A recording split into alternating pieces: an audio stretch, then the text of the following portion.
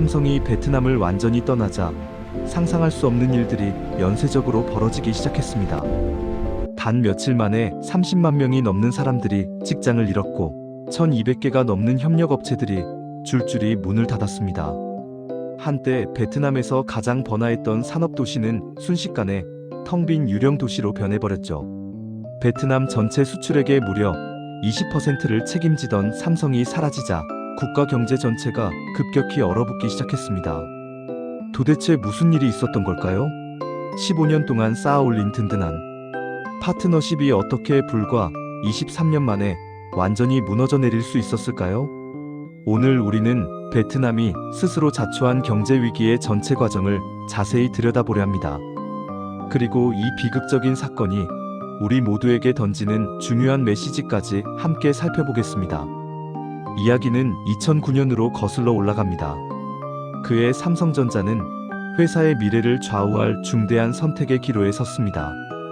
당시 삼성은 중국의 생산기지의 상당 부분을 두고 있었는데 점점 중국 한 곳에만 의존하는 게 위험하다는 판단이 들기 시작했죠. 중국의 인건비가 해마다 급격히 상승하고 있었고 노사 분규도 점점 더 빈번하게 발생하고 있었습니다. 무엇보다 중국 정부의 정책이 점점 더 예측하기 어려워지고 있었어요. 삼성 경영진은 새로운 생산 기지를 물색하기 시작했습니다. 동남아시아 전역을 샅샅이 조사했죠. 태국의 정치적 안정성을 따져봤고 말레이시아의 인프라를 검토했으며 인도네시아의 시장 규모를 분석했고 필리핀의 노동력 수준까지 꼼꼼하게 평가했습니다. 수개월에 걸친 철저한 조사 끝에 삼성은 최종적으로 베트남을 선택했습니다. 왜 베트남이었을까요? 여러 가지 이유가 있었습니다. 무엇보다 베트남의 인구 구조가 매력적이었어요. 전체 인구의 절반이 넘는 사람들이 35세 미만의 젊은 층이었거든요. 게다가 교육 수준도 나쁘지 않았습니다. 베트남 사람들은 근면하고 성실하기로 유명했고 새로운 기술을 배우는 속도도 빨랐죠. 정치적 상황도 삼성의 선택에 큰 영향을 미쳤습니다. 베트남은 공산당 일당 체제로 운영되는 나라였는데 이게 오히려 장점으로 작용했어요. 정책의 일관성이 유지될 가능성이 높았고 급격한 정치적 변화가 일어날 위험이 적었거든요. 무엇보다 당시 베트남 정부는 매우 적극적인 친기업 정책을 펼치고 있었습니다. 하지만 삼성이 베트남을 선택한 가장 결정적인 이유는 따로 있었습니다. 바로 베트남 정부가 제시한 파격적인 조건들이었죠. 법인세를 대폭 감면해주겠다고 약속했고 공장 부지를 무상으로 제공하겠다고 했으며 각종 행정 절차를 최대한 간소화해주겠다고 보장했습니다. 말 그대로 베트남 정부가 레드카펫을 깔아준 셈이었어요. 베트남 정부 입장에서도 삼성을 유치하는 건 절대적으로 중요한 일이었습니다. 당시 베트남의 1인당 국민소득은 $1000도 되지 않았어요. 세계에서 가장 가난한 나라들 중 하나였죠. 경제는 주로 농업과 수산업에 의존하고 있었고 제조업 기반은 거의 없다시피 했습니다. 베트남이 진짜 경제 성장을 이루려면 글로벌 대기업의 투자를 끌어들이는 게 필수적이었습니다. 그래서 베트남 정부는 삼성을 유치하기 위해 정말 모든 노력을 다했습니다. 당시 베트남 총리가 직접 나서서 삼성 고위 임원들을 만났고 필요한 모든 행정 절차를 번개 같은 속도로 처리해줬습니다. 베트남 정부의 이런 적극적인 자세에 삼성도 크게 만족했죠. 2009년 3월 드디어 역사적인 순간이 찾아왔습니다. 베트남 북부의 박린성에서 삼성전자 공장의 기공식이 열렸어요. 초기 투자 규모만 해도 $6억, 우리 돈으로 약 7천억 원에 달하는 어마어마한 금액이었습니다. 하지만 이건 정말 시작에 불과했어요. 공장 건설 속도는 정말 놀라웠습니다. 한국에서 온 건설팀과 베트남 현지 인력이 밤낮 없이 일했고 불과 1년 만에 1단계 공장이 완공됐습니다. 그리고 곧바로 스마트폰 생산이 시작됐죠. 베트남 현지 직원들은 삼성의 체계적인 운영 시스템을 보고 깊은 인상을 받았습니다. 한국에서 파견된 엔지니어들은 정말 헌신적으로 현지 직원들을 교육했습니다. 단순한 조립 작업부터 시작해서 품질 관리, 생산 공정 관리까지 모든 노하우를 아낌없이 전수했죠. 베트남 직원들도 정말 빠르게 적응했어요. 그들의 성실하고 꼼꼼한 성향이 정밀 전자제품 생산에 완벽하게 맞아떨어졌습니다. 2010년 공장이 본격 가동되기 시작한 첫 해에만 1만 명이 넘는 직원을 고용했습니다. 그런데 이건 삼성이 직접 고용한 인원만 센 거예요. 삼성 하나가 베트남에 자리 잡자 마치 자석처럼 수많은 협력 업체들이 베트남으로 몰려들기 시작했습니다. 디스플레이를 만드는 회사, 배터리를 생산하는 업체, 카메라 모듈을 제조하는 기업들이 줄줄이 베트남에 공장을 세웠죠. 특히 한국 협력사들의 진출이 두드러졌습니다.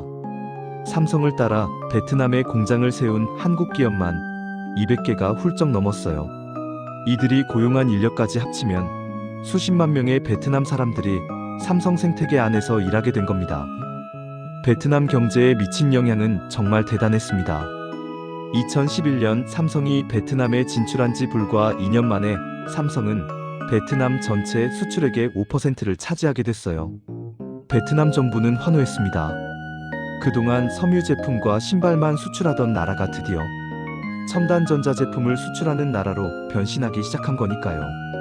성공에 고무된 삼성은 투자를 더 확대하기로 결정했습니다. 2013년 박린성에서 약 100km 떨어진 타이응우엔성에 두 번째 공장 건설을 시작했어요. 이번 투자 규모는 훨씬 더 컸습니다. 20억 달러, 우리 돈으로 2조 원이 넘는 천문학적인 금액이었죠. 2014년 3월 두 번째 공장이 문을 열었습니다. 이제 베트남은 삼성 글로벌 생산 네트워크의 핵심 거점이 됐어요. 전 세계인이 사용하는 갤럭시 스마트폰의 절반이 베트남에서 만들어졌습니다.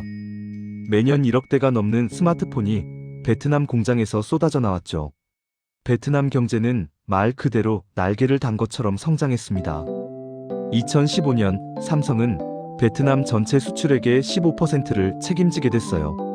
한 기업이 한 나라 수출의 15%를 담당한다는 건 정말 전례를 찾기 어려운 일이었습니다. 베트남의 연간 경제 성장률은 67%를 기록했고 아시아에서 가장 빠르게 성장하는 국가 중 하나로 부상했습니다.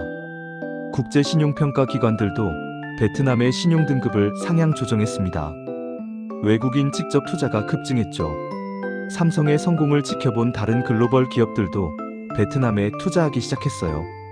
인텔, LG, 마이크로소프트 같은 테크 기업은 물론이고 나이키, 아디다스 같은 제조기업들도 베트남에 공장을 세웠습니다. 사람들은 베트남이 제2의 중국이 될 거라고 기대하기 시작했어요. 삼성 공장에서 일하는 직원들의 삶도 크게 달라졌습니다. 삼성의 급여는 다른 회사보다 3,040% 높았어요. 게다가 복지 혜택도 훌륭했죠. 기숙사, 식당, 의료시설, 어린이집까지 회사가 모두 제공했습니다. 베트남 젊은이들에게 삼성은 정말 꿈의 직장이었어요. 삼성에 입사하려는 경쟁률이 수십 대 1에 달했고 부모들은 자식이 삼성에 취직하면 온 동네에 자랑할 정도였습니다. 2018년 삼성은 또다시 대규모 투자를 단행했습니다. 이번에는 스마트폰뿐만 아니라 가전제품까지 베트남에서 생산하기로 결정한 거예요. 투자 금액은 17억 달러에 달했습니다. 베트남 정부는 이번에도 적극적으로 지원했죠. 새로운 공장 부지를 제공했고 도로를 새로 건설했으며 항만 시설을 확충했고 전력 공급도 안정화시켰습니다. 2020년까지 삼성의 베트남 누적 투자액은 30조 원을 넘어섰습니다. 직접 고용한 직원만 16만 명이었고 협력업체 직원까지 합치면 30만 명 이상이 삼성 생태계에서 일하게 됐죠. 삼성은 베트남 전체 수출의 20%를 책임지게 됐습니다. 휴대폰, 태블릿, 가전제품, 심지어 반도체까지 온갖 첨단 제품이 베트남에서 만들어져 전 세계로 수출됐어요. 베트남의 1인당 국민소득도 3,000달러를 넘어섰습니다. 10년 만에 3배나 성장한 거예요. 거리는 오토바이와 자동차로 가득 찼고 대형 쇼핑몰이 곳곳에 들어섰으며 중산층이 급격히 늘어났습니다. 이 모든 게 삼성이라는 든든한 파트너 덕분이었죠. 베트남과 삼성의 관계는 완벽한 윈윈처럼 보였습니다. 삼성은 안정적인 생산 기지를 확보했고 베트남은 경제 발전을 이뤘으니까요. 하지만 이 황금기는 곧 끝나게 됩니다. 2021년 베트남의 분위기가 조금씩 바뀌기 시작했습니다. 경제가 성장하면서 베트남 사회 전반에 자신감이 넘쳐 흘렀어요. 아니, 어쩌면 자신감을 넘어서 오만함이 싹트기 시작했다고 보는 게 더 정확할 겁니다. 베트남 정부 내부에서 이상한 목소리들이 들리기 시작했습니다. 우리가 이제 삼성 없이도 충분히 잘할 수 있어. 삼성이 베트남을 이용해서 돈을 버는 거지. 우리가 삼성한테 신세진 게 아니야. 오히려 삼성이 베트남한테 더 많은 걸 줘야 해. 같은 주장들이 나오기 시작한 거예요. 놀랍게도 이런 인식이 베트남 사회 전체로 빠르게 퍼져나갔습니다. 언론도 여기에 동조했어요. 베트남 매체들은 삼성이 베트남 노동력을 착취한다는 식의 기사를 쏟아내기 시작했습니다. 삼성이 벌어들이는 어마어마한 이익에 비해 베트남이 받는 게 너무 적다는 주장이었죠. 거리에서는 반한 감정이 슬금슬금 고개를 들기 시작했습니다. 일부 노동단체들이 시위를 조직하기 시작했어요. 임금을 올려라. 한국인 관리자 비율을 줄여라. 기술을 이전하라는 구호가 등장했습니다. 처음에는 소규모 시위였지만 점점 규모가 커지고 빈도도 잦아졌어요. 더 심각한 문제는 베트남 정부의 태도였습니다. 정부가 이런 분위기를 제어하지 않았어요. 아니, 오히려 방관했고 때로는 부추기기까지 했습니다. 일부 정치인들은 반기업 정서를 선동하기 시작했죠. 선거를 앞두고 외국 기업을 공격하면 표가 된다는 계산이 깔려 있었어요. 베트남 공산당 내부에서도 노선 변화가 일어났습니다. 그동안의 친기업 정책에서 자국 우선주의로 급선회한 거예요. 외국 기업에 준 혜택이 너무 많다. 이제는 우리가 더 많은 걸 가져와야 한다는 논리가 힘을 얻기 시작했습니다. 2022년 초 첫 번째 경고음이 울렸습니다. 베트남 정부가 삼성의 법인세 인상을 통보한 거예요. 원래 계약서에는 10년간 법인세를 감면해준다고 명확히 적혀 있었습니다. 아직 3년이나 남은 상황이었죠. 하지만 베트남 정부는 상황이 변했다며 일방적으로 통보했어요. 법인세율을 기존 5%에서 15%로 무려 3배나 올리겠다는 겁니다. 삼성은 당황했습니다. 이건 명백한 계약 위반 아니냐고 항의했지만 베트남 정부는 들은 척도 하지 않았어요. 우리나라 법이 바뀌었으니 따르라는 식이었습니다. 삼성은 깊은 고민에 빠졌습니다. 지금까지 30조 원을 투자했는데 이대로 당할 수는 없었죠. 하지만 베트남을 떠나는 것도 쉬운 결정이 아니었습니다. 일단은 참기로 했어요. 혹시 모를 상황 악화에 대비해 내부적으로 비상계획을 세우면서 말이죠. 하지만 상황은 점점 더 나빠졌습니다. 2022년 중반 베트남 정부가 또 다른 요구를 해왔어요. 이번에는 환경 규제였습니다. 갑자기 환경 기준을 대폭 강화하면서 삼성 공장에 추가 설비 투자를 요구한 거예요. 물론 환경을 보호하는 건 당연히 중요합니다. 하지만 문제는 방식이었어요. 사전 협의도 전혀 없이 일방적으로 통보했고 준수 기한도 터무니없이 짧았습니다. 6개월 안에 수천억 원어치 설비를 갖추라는 거였어요. 안 그러면 공장 가동을 중단시키겠다는 협박까지 덧붙였죠. 삼성은 최대한 빨리 대응했습니다. 한국 본사에서 긴급 예산을 편성했고 필요한 설비를 들여왔어요. 베트남과의 관계를 유지하는 게 중요하다고 판단했으니까요. 하지만 베트남 정부는 여기서 멈추지 않았습니다. 2022년 말, 이번에는 노동법 개정안이 나왔어요. 최저임금을 20% 인상하고 근로시간을 단축하며 휴가를 늘리라는 내용이었습니다. 물론 노동자 권익 보호는 중요합니다.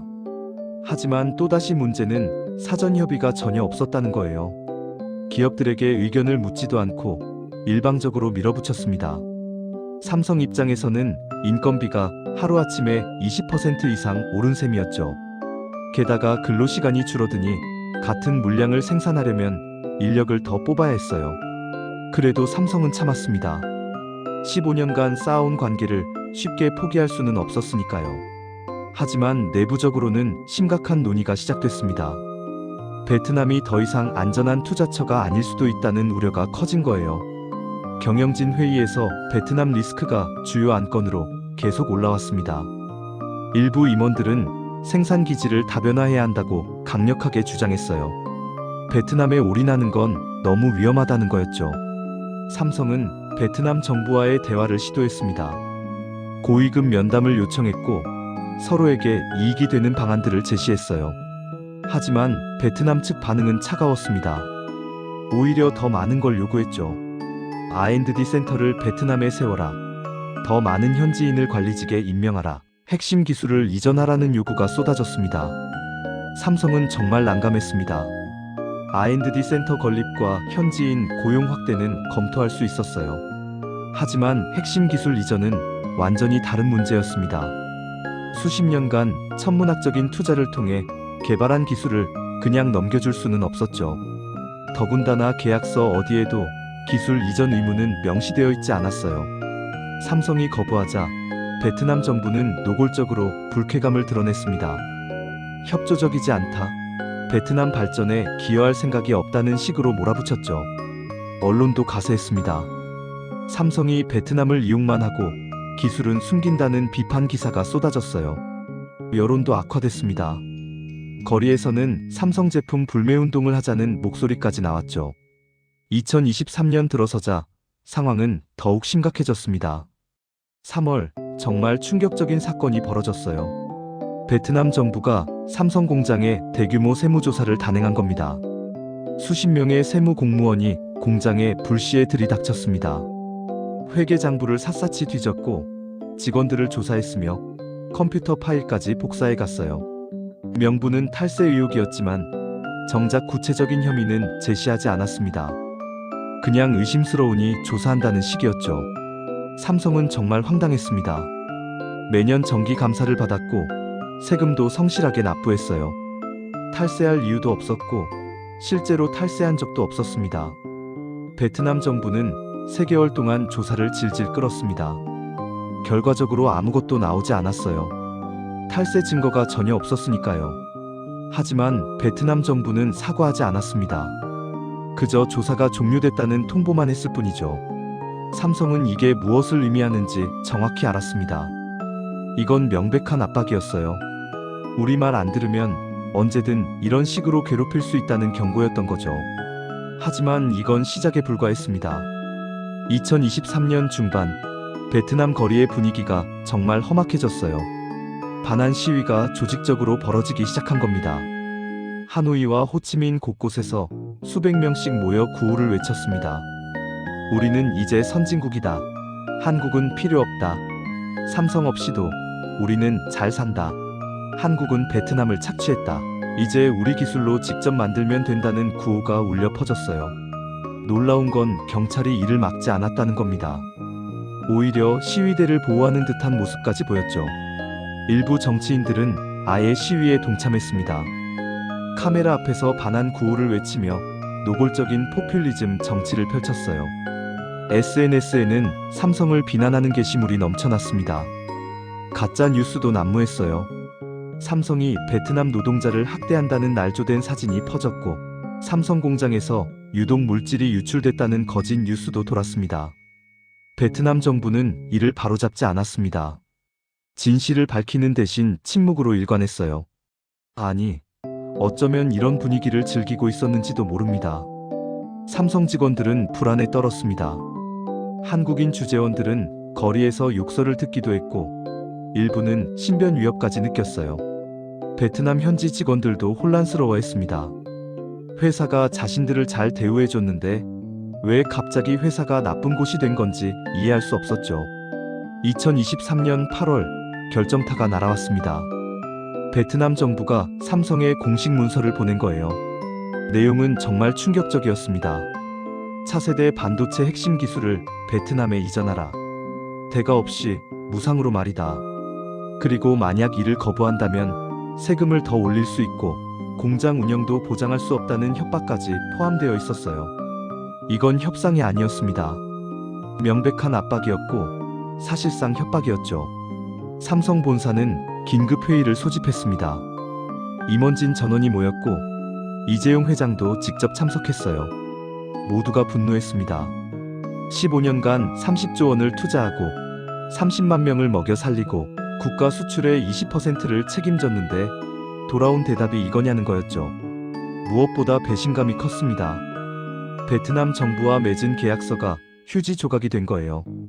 법인세 감면, 사업활동 보장, 토지 무상 제공, 각종 인허가 지원. 이 모든 게 정식 계약서에 명시된 조건들이었습니다. 그런데 어느 날 갑자기 상황이 달라졌다는 말 한마디로 모든 약속이 무효가 됐어요. 더 황당한 건 기술 이전 요구였습니다. 반도체 기술은 삼성이 수십 년간 수조 원을 투자해서 개발한 거예요. 이걸 그냥 넘겨달라는 건 말도 안 되는 요구였죠.